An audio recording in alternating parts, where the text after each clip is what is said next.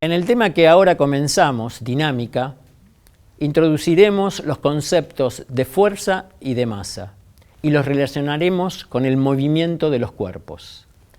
La dinámica es la parte de la física que estudia las fuerzas que producen el movimiento de los cuerpos. En clases anteriores, en cinemática, aprendimos a describir cómo se movía un cuerpo. Para ello, es necesario conocer las ecuaciones horarias de la posición en función del tiempo, x de t, de la velocidad en función del tiempo, v de t, y de la aceleración en función del tiempo, a de t. Hasta ahora no nos hemos planteado qué hace mover un objeto, un cuerpo. Es decir, cuál es la causa que produce que ese cuerpo se mueva. ¿Por qué algo que está quieto comienza a moverse? ¿Por qué algo que se está moviendo se detiene? En otras palabras, ¿qué es lo que produce un cambio en la velocidad del cuerpo? La respuesta es la fuerza. Cuando empujamos un mueble, cuando sostenemos un portafolios, decimos que estamos haciendo una fuerza. También se puede cambiar la dirección del movimiento de un objeto por medio de una fuerza. Por ejemplo, al observar el movimiento de la pelota en un partido de tenis. La fuerza es la responsable de modificar el estado de movimiento de un cuerpo. Cambia su velocidad, modifica el vector velocidad, se acelera. La fuerza es la causa, el efecto es el cambio de velocidad, es decir, hay una aceleración. ¿Pero qué es una fuerza? Una fuerza es el resultado de una interacción entre distintos cuerpos. Si dos cuerpos no interactúan, no hay fuerzas. En la naturaleza, las fuerzas en una interacción siempre aparecen de a pares, una actuando sobre un cuerpo y la otra actuando sobre el otro cuerpo. Puede tratarse de una persona, cuerpo 1, que empuja o tira de un objeto, cuerpo 2.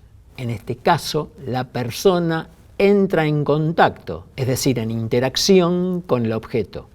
Sin embargo, para que exista una interacción y aparezcan los pares de fuerza, no es necesario que los dos cuerpos estén en contacto. Si ponemos un objeto de hierro, cuerpo 1, cerca de un imán, cuerpo 2, vemos que el objeto se mueve, es decir, adquiere velocidad, cambia su estado de movimiento, pues aunque no se toquen, entre ellos existe una interacción magnética, una interacción de acción a la distancia. Otra fuerza con la que estamos muy familiarizados y que no necesita del contacto para aparecer es el peso, la fuerza con que los objetos son atraídos hacia la Tierra. Por razones históricas, las fuerzas se han clasificado de distintas maneras. En este curso hablaremos solo de fuerzas de acción a la distancia y de fuerzas de vínculo o de contacto. Ejemplos de fuerzas de acción a la distancia son la fuerza gravitatoria, es decir, el peso, la fuerza electrostática, la fuerza magnética. Ejemplos de fuerzas de vínculo o de contacto es cuando un cuerpo está apoyado sobre el otro o aquel provisto por sogas, por cuerdas. Alguien empujando un cuerpo, la fuerza de rozamiento o fricción que tiende a oponerse al movimiento. Por sencillez o para simplificar, los efectos de la fuerza de rozamiento se ignoran, como lo hemos hecho en cinemática al estudiar caída libre, tiro vertical y el movimiento de los proyectiles. Hoy sabemos que esta clasificación en fuerzas de acción a la distancia y de fuerzas de contacto es obsoleta y que todas las fuerzas observadas en la naturaleza son producto de 4 interacciones fundamentales que se estudiarán en cursos más avanzados. Las 4 fuerzas fundamentales son la fuerza gravitatoria, la fuerza electromagnética, la fuerza nuclear débil y la fuerza nuclear fuerte. En resumen, la fuerza es una magnitud física vectorial y por lo tanto tiene dirección, sentido y magnitud o intensidad o módulo. Para un vector fuerza F en 2 dimensiones es importante recordar las siguientes relaciones. F en el gráfico puede proyectarse en un sistema de coordenadas cartesianas horizontal X y vertical Y. Las componentes de ese vector F son F sub X y F sub Y. F sub X es igual al módulo de la fuerza F por el coseno del ángulo alfa. Y la componente F sub Y es igual al módulo de la fuerza F por el seno del ángulo alfa. Utilizando el teorema de Pitágoras, el módulo es igual a la raíz cuadrada de la suma de los cuadrados de F sub X y F sub Y. Y el ángulo alfa se puede calcular como el arco cuya tangente es el cociente entre F sub Y y F sub X. Como es de imaginar, sobre un cuerpo pueden actuar muchas fuerzas. Es decir, un cuerpo puede estar al mismo tiempo en interacción con varios otros cuerpos. En estos casos hablamos de fuerzas concurrentes. Por ejemplo, un barco tirado por varias lanchas. ¿Cómo cambiará el estado de movimiento del barco en este caso? La respuesta nos la indica la experiencia misma. Dependerá de hacia dónde y cómo tiran las lanchas. O sea, el movimiento del barco dependerá de si tiran todas en el mismo sentido o en sentidos opuestos, si tiran con igual fuerza o no.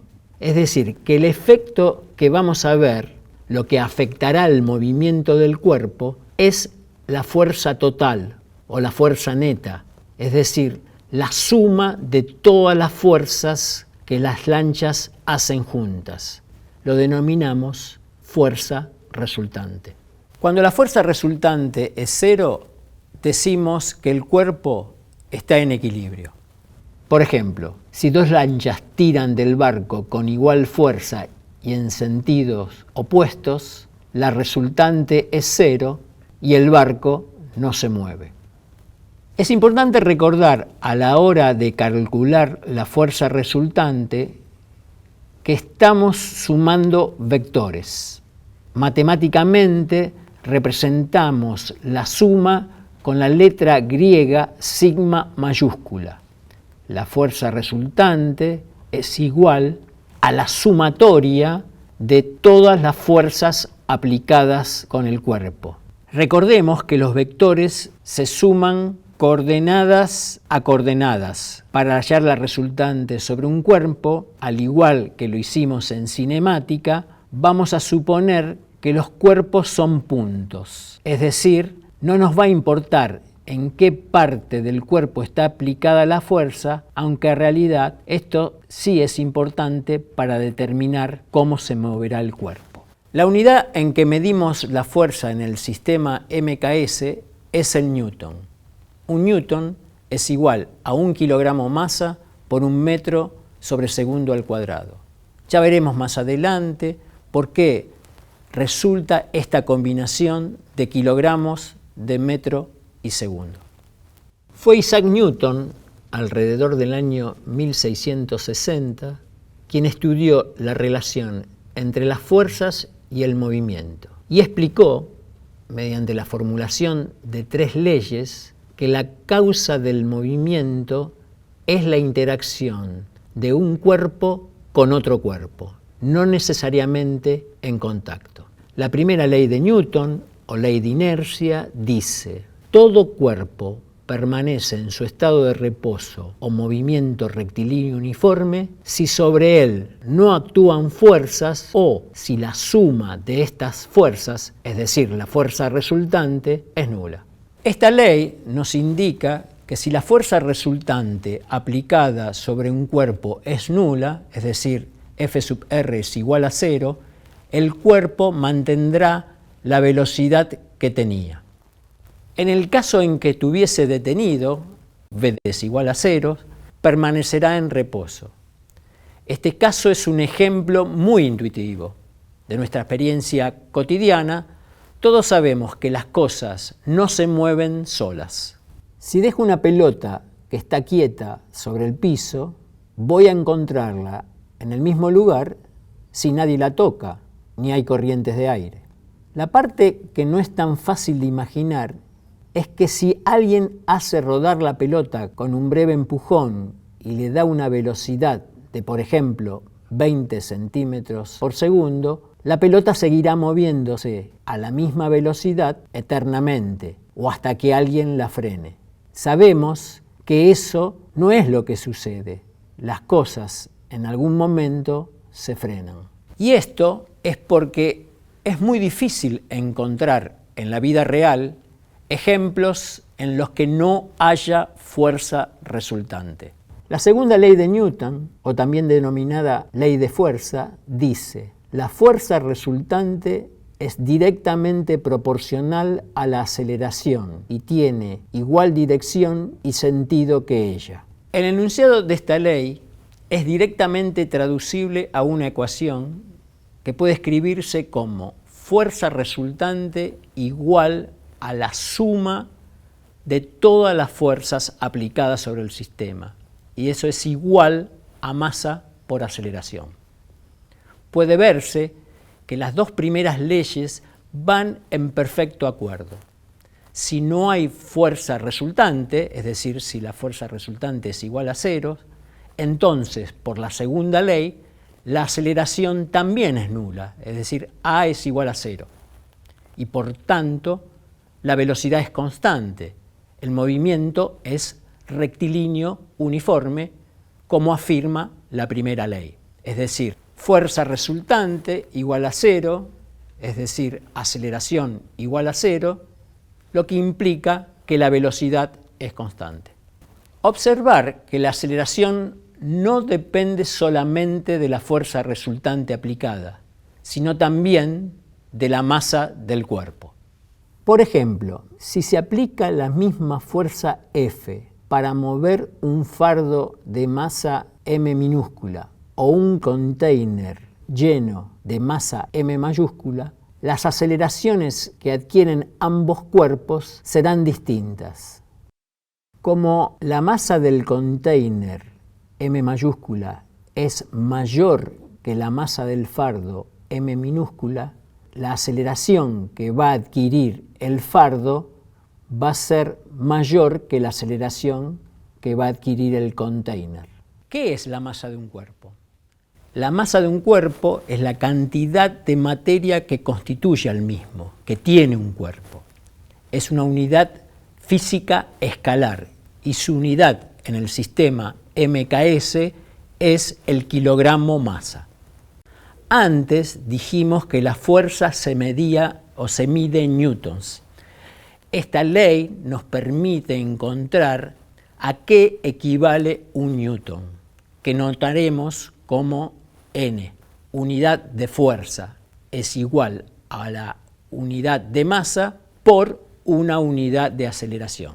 Es decir, fuerza es igual a masa por aceleración. Por lo tanto, la unidad de fuerza, es decir, el newton, es la unidad de masa, kilogramo, por la unidad de aceleración, metros sobre segundo al cuadrado. La tercera ley de Newton, o ley de acción y reacción, dice: cuando dos cuerpos interactúan, las fuerzas sobre cada uno de ellos son iguales en magnitud, iguales en dirección y opuestas en sentido. Esta ley retoma lo que discutimos anteriormente en la introducción. En la naturaleza, las fuerzas en las interacciones siempre aparecen de a pares, nunca solas y nunca aplicadas sobre el mismo cuerpo. Si un cuerpo A, como el de la figura, hace una fuerza sobre otro B, a esa fuerza, F sub BA, le corresponde una igual y opuesta que el cuerpo hace sobre A, F sub AB. Toda fuerza, acción, tiene un par, reacción, siempre actuando sobre cuerpos diferentes, que son justamente los cuerpos que están en interacción. Como dijimos anteriormente en la clase, en la naturaleza las fuerzas siempre aparecen diapares, llamados par de interacción o par de acción-reacción.